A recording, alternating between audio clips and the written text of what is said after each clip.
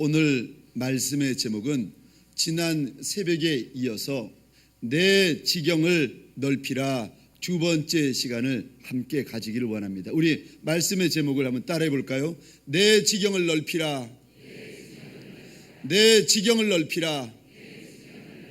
오늘 본문의 말씀처럼 여러분의 인생과 여러분의 평생과 여러분의 영성이 크게 넓혀지는 시간 되시기를 주의 이름으로 축원합니다. 우리는 지난 새벽에 므낫세 지파 그리고 에브라임 지파에 대한 모습을 나누었습니다. 하나님께서 크게 하시고 번성케 하셔서 다른 족속보다도 2배나 복을 받았던 므낫세와 에브라임 지파, 그런데 그들이 여호수아 앞에서 원하는 것이 무엇인가? 이미 이스라엘 백성들이 차지해 놓은 땅, 정복해 놓은 그 쉬운 땅을 달라는 거예요. 그들의 모습을 보면서 여호수아가 그들을 축복하며 그들에게 지경을 더욱 넓히라고 명령하고 있습니다. 우리가 어떻게 내 인생의 지경을 넓혀갈 수 있습니까? 첫 번째 방법은 내 인생의 지경을 가로막고 있는 거침돌들을 하나하나 제거하면 됩니다. 두 번째는요, 내 인생의 지경을 넓히는 두 번째 방법은 지경을 넓혀 나아가는 하나님의 디딤돌을 놓으면 되는 것입니다. 지난 시간 내 인생의 지경을 가로막고 있는 세 가지의 중요한 거침돌들을 나누었습니다. 첫 번째 거침돌, 내 속에 숨겨진 죄. 두 번째 거침돌, 그저 일만 조금 힘들면은, 조금 일만 많아지면은 입이 이만큼 나와가지고 원망하고 불평하고 투덜거리는 것. 세 번째 거침돌, 두려워하며 겁내는 것. 이제 오늘 이 시간 내 인생의 지경을 넓히는데 우리가 반드시 놓아야 될 디딤돌이 무엇인가?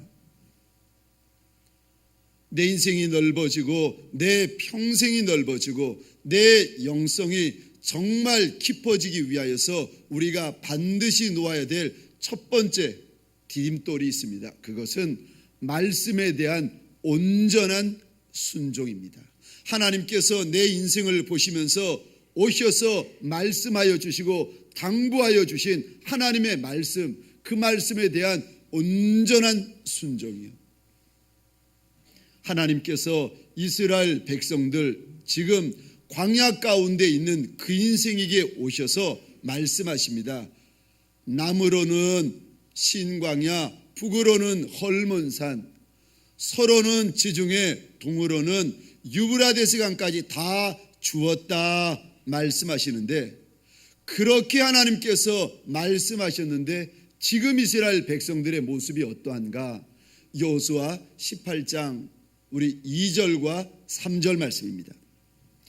이렇게 하나님께서 말씀하시고 이렇게 축복하여 주셨건만 지금 이스라엘 백성들의 모습이 어떠한가? 2절 3절을 제가 보겠습니다. 그러나 이스라엘 자손 중에 그 기업의 분배를 받지 못한 자가 아직도 7지파라. 여호수아가 이스라엘 자손에게 이르되 너희가 너희 조상의 하나님 여호와께서 너희에게 주신 땅을 점령하러 가기를 어느 때까지 지체하겠느냐? 하나님께서 땅도 주시고 하나님께서 기업도 주시고 하나님께서 약속하신 축복이 정말 많은데, 그런데 그럼에도 불구하고 그 땅을 차지하지 못하고 있는 지파가 7지파라. 머뭇거리며 지체하며 하나님의 축복의 한가운데 들어서지 못하는 이스라엘 백성, 하나님의 백성들을 보며 여호수아가 책망하며 말합니다.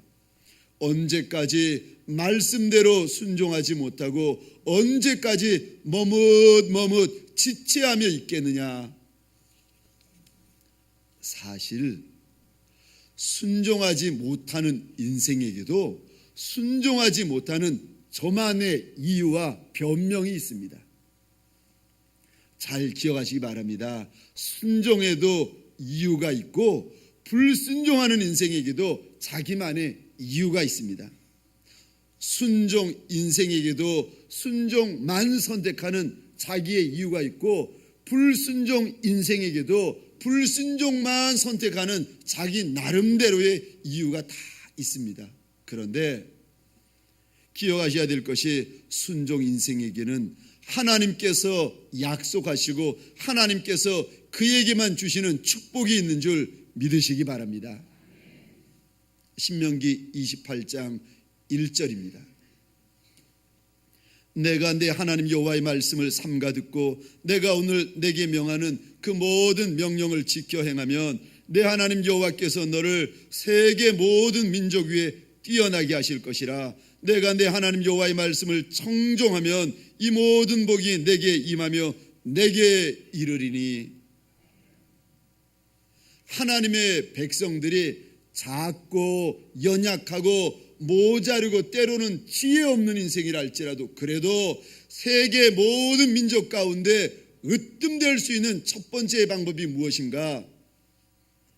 내가 오늘 내게 명하는 그 모든 명령을 지켜 행하면, 하나님의 말씀, 하나님의 명령, 하나님의 규례를 온전히 지키면은 그 인생에게는 세계 모든 민족 가운데 우뚝 서게 만들어 주시겠다고 하나님께서 약속하시며 축복하십니다. 잠언 16장 20절입니다. 삼가 하나님의 말씀에 주의하는 자는 좋은 것을 얻나니 여호와를 의지하는 자는 복이 있느니라. 말씀에 주의하는 자, 말씀에 순종하는 자에게 좋은 것이 있다고 하나님께서 약속하여 주십니다. 얼마나 말씀에 순종하는 것이 중요한지, 말씀에 순종하면 들어가도 복을 받고 나가도 복을 받고 말씀에 순종하는 자의 떡반죽 그릇에도 하나님께서 복을 주시겠다. 심지어는요, 순종하는 자의 가축에게까지 하나님께서 복을 주시겠다 말씀하십니다. 사랑하는 하나님의 사람들에게 소원합니다. 사람을 가까이 하더라도 하나님을 향하여 거룩한 마음, 경건한 마음으로 순종을 선택하는 하나님의 사람들을 지극히 가까이 하시기를 주의 이름으로 축원합니다. 사람을 가까이 하더라도, 그 사람과 친구하더라도 하나님을 향하여 경건하며 진실되어서 하나님을 향하여 순종을 선택하는 사람과 가까이 하시면은요, 그게 복이 됩니다. 하나님의 말씀에 순종하는 자는 그 인생만이 아니라 신명기 7장 9절에 보니까 자손과 후손 천대에게 주시는 하나님의 인애가 있겠다 약속하고 계십니다. 오늘 내 육체가 고나여서 내 육신은 침상을 원하지만, 오늘 이 시간 달려나왔지만 내 육체가 너무 고뇌서 이 시간에도 눈을 감고 있을지라도 하나님을 사랑하여 말씀 사랑하여 여기까지 나온 하나님의 사람들 소원하기는 이 새벽 하나님의 말씀 듣고 그 말씀 부여잡고 그 말씀대로 평생 순종을 선택하시기를, 순종 인생 되시기를 주의 이름으로 축원합니다. 성경에 가만히 보면은요, 순종에는 하나님의 약속과 충성이 있습니다. 약속과 하나님의 축복이 있습니다. 그런데 말씀에 대한 온전한 순종, 그것을 가리켜서 충성이라고 하는데, 충성에는요 하나님의 역사가 있습니다. 그래서 충성하는 인생이 하나님의 용사가 됩니다.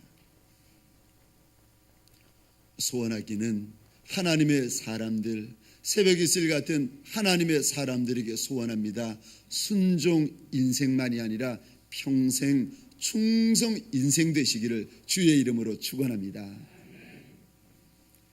김포에 가시면은 해림 교회가 있습니다.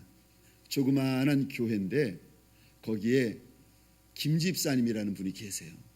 하나님께서 이 집사님에게 은사를 주셔가지고 기획이나 연출, 공연에 탁월한 은사가 있는 집사님이세요. 이 집사님이 이 은사를 가지고 복음성가 가수들이나 CCM 가수들의 공연을 도맡아서 하시는 분이세요.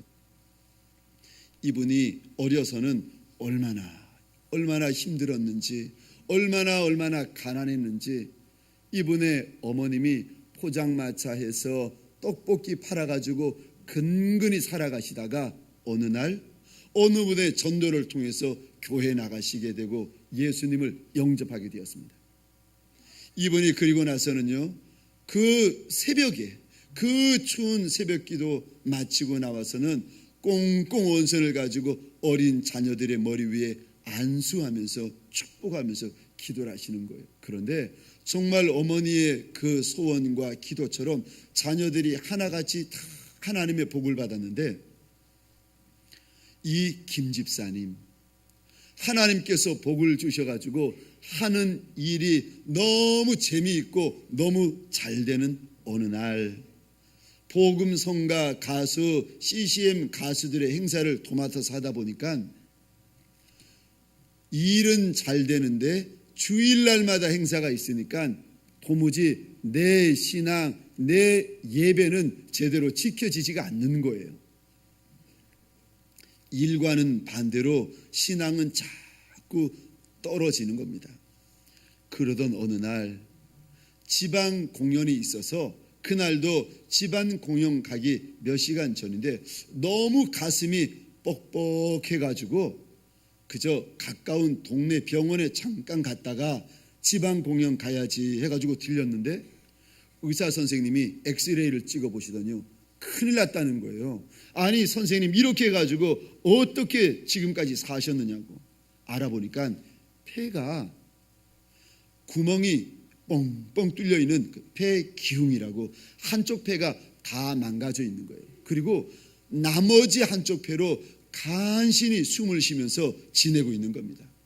그런데도 이 집사님은 아이고, 담이 결렸나 신경통인가 하면서 지나오신 거예요. 상태가 안 좋다고 빨리 큰 병원에 가시라고 이야기를 했는데, 이 김 집사님 말, 선생님, 제가 2시간 후면은 지방 공연이 있어가지고 비행기 타야 되는데, 의사 선생님이요 기겁을 하면서 이야기를 하는 거예요. 지금 이대로 비행기 타시면은 금방 그대로 비행기 안에서 죽는다는 거예요. 왜냐하면은 기압이 약해지기 때문에 그 비행기 안에서 폐에 부담이 돼가지고 그 부담을 폐가 지금 상태로는 견디지 못한다는 겁니다. 할 수 없이 큰 병원에 가서 검사를 받았는데 너무 상태가 좋지 않아가지고 바로 큰 수술을 받고는, 너무 수술의 고통이 심해가지고 끙끙거리면서 몇 날 며칠을 잠을 못 이루시는 거예요. 그날 새벽도 잠을 이루지 못하면서 끙끙거리고 있는데, 그 새벽에 어느 분이 문을 열고 들어오시는 거예요. 누가 들어오시나 끙끙거리면서 이렇게 보는데, 예수님이 병실 문을 열고 들어오시는 거예요. 그러더니 그 김 집사님 병상에게로 걸어 들어오시는 겁니다. 집사님 병상 옆에 서시더니 우리 주님이 집사님을 보시면서 물어보시는 겁니다. 아들아, 지금 내가 좋아하는 것 그만 내려놓고 나를 쫓아올 수 있겠니? 주님의 그 말씀을 듣고 김 집사님이 가만히 생각해 보니까, 내가 이렇게 좋아하는 거 내려놓고 주님 원하시는 일 도저히 상상이 안 되는 거예요.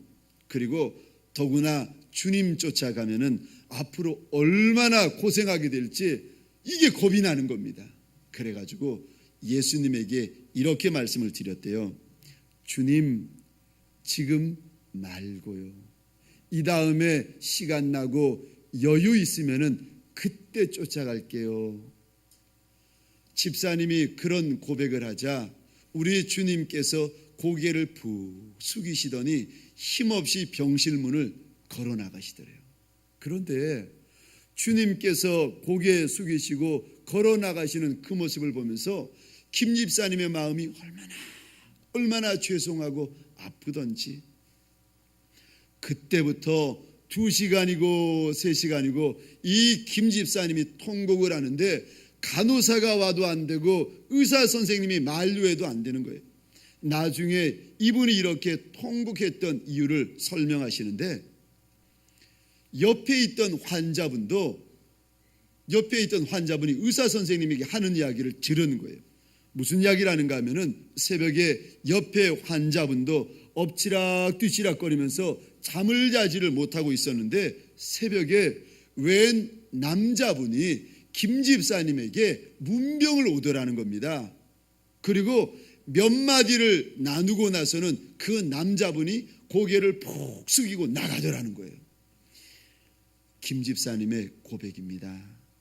내가 꿈 중에서, 내가 환상 중에서 우리 주님을 만났으면 이렇게 울지는 않습니다. 우리 주님이 모든 사람들이 보는 가운데 내게 오셔서 물었는데, 내가 지금 말고요, 이 다음에 여유 나면 할게요 라고 그분에게 말씀드린 것이 너무 죄송해서, 그러면서 우리 집사님이 통곡하면서 주님에게 고백했던 말이 있었습니다. 하나님이 원하시면 광야라도 쫓아가겠습니다. 하나님, 우리 하나님이 원하시면 내가 굶어 죽더라도 주님을 쫓아가겠습니다. 사랑하는 우리 성도님들에게 원합니다. 내 인생의 머뭇거림, 내 순종의 머뭇거림을 이 새벽 마침표를 찍는 새벽 되시기를 주의 이름으로 축원합니다. 두 번째, 내 인생의 지경이 넓어지고 내 평생의 지경이 넓어지기 위해서 우리가 반드시 놓아야 될 두 번째 디딤돌이 있습니다. 그것은 개척하는 것입니다. 현재 내 땅이 좁다고, 현재 내 인생의 지경이 작다고 원망하며 불평하는 요셉의 자손들에게 여호수아가 이렇게 이야기를 합니다. 17장 17절 18절 말씀을 우리 한번 믿음으로 함께 고백하겠습니다. 여호수아가 다시 요셉의 족속 곧 에브라임과 므낫세에게 말하여 이르되, 너는 큰 민족이요 큰 권능이 있은즉 한 분깃만 가질 것이 아니라 그 산지도 내 것이 되리니, 비록 살림이라도 내가 개척하라 그 끝까지 내 것이 되리라. 가나안 족속이 비록 철병거를 가졌고 강할지라도 내가 능히 그를 쫓아내리라 하였더라. 아멘. 산지도 내 것이 되고 살림도 너의 것이 되리니 내가 개척해라. 나무를 베고 땅을 개간하고 사람이 살만한 땅으로 너희가 만들라는 것입니다. 너희가 눈물을 흘리고 너희가 피를 쏟을지라도 사람 만들 땅으로 너희가 개척하라는 것입니다. 하나님께서 하나님의 사람 아담과 하와를 만드신 연후에 그 인생을 보시면서 하셨던 처음 명령도 개척 명령이었습니다. 창세기 1장 27절입니다. 하나님이 자기 형상 곧 하나님의 형상대로 사람을 창조하시되 남자와 여자를 창조하시고 하나님이 그들에게 복을 주시며 그들에게 이르시되 생육하고 번성하여 땅에 충만하라. 땅을 정복하라. 바다의 물고기와 하늘의 새와 땅에 움직이는 모든 생물을 다스리라 하시니라. 하나님께서 첫 인생 아담을 보시면서 주셨던 첫 번째 명령이 무엇인가? 아담아, 땅 끝까지라도 개척해라. 그런데 하나님이 이렇게 말씀하시고 이렇게 명령하셨는데, 인생, 우리의 육신 자체가 쉬운 것, 편한 것만 쫓아갈 때가 종종 있습니다. 옛날에 양반이 있었습니다. 그런데 이 양반이 그만 망해가지고 먹고 살 길이 막막한 거예요. 뭘 하고 먹고 사나 고민하다가 미역 장사를 하기로 했습니다. 그런데 그 당시 미역 장사는 상놈들이 하는 일이었습니다. 미역 장사를 하기로 했지만은 도저히 미역 사라고 자기 입으로 말할 용기가 안 나가지고 고민하다가 결국 취한 방법이 무엇인가? 상놈 장사꾼이 앞에 가서 미역이요 이렇게 외치고 하면은 양반 장사꾼이 그 뒤에 졸졸 쫓아가면서 하는 말, 나도요. 예, 그저 뒷북치는 인생, 그저 남들 따라가면서 남들이 개척해 놓은 거, 쉬운 거, 편한 거, 그것만 하나하나 주워 먹는 그 인생, 뒷북치는 인생. 나만 사는 것이 아니라 내 민족을 먹여 살리고 열방을 축복하는 인생이 되려면은 여러분의 마음 가운데 개척 정신이 가득하시기를 주의 이름으로 축원합니다. 내가 눈물 흘리고 내 진액 흘리고 내 피를 쏟을지라도 주의 말씀 부여잡고 내가 땅 끝까지 개척하리라 내 마음을 결단하며 내 중심 결단하는 하나님의 사람 되시기를 주의 이름으로 축원합니다. 제가 저희 동관교회에 부임한 지 한 두어 달 됐을 때였습니다. 어느 신실하고 충성되이 일하시는, 지금도 충성되이 일하시는 어느 집사님이 오시더니 고민을 이야기하시는 거예요. 머뭇하면서 이야기를 할까 말까 자꾸 망설이시는 거예요. 그래서 제가 집사님에게 말씀드렸습니다. 집사님, 말씀하세요. 어렵게 입술을 여시는데 집사님이 기도를 할 때마다 마음에 부담이 있다는 거예요. 무슨 부담이세요? 그랬더니 개척교회에 대한 부담이 있다는 거예요.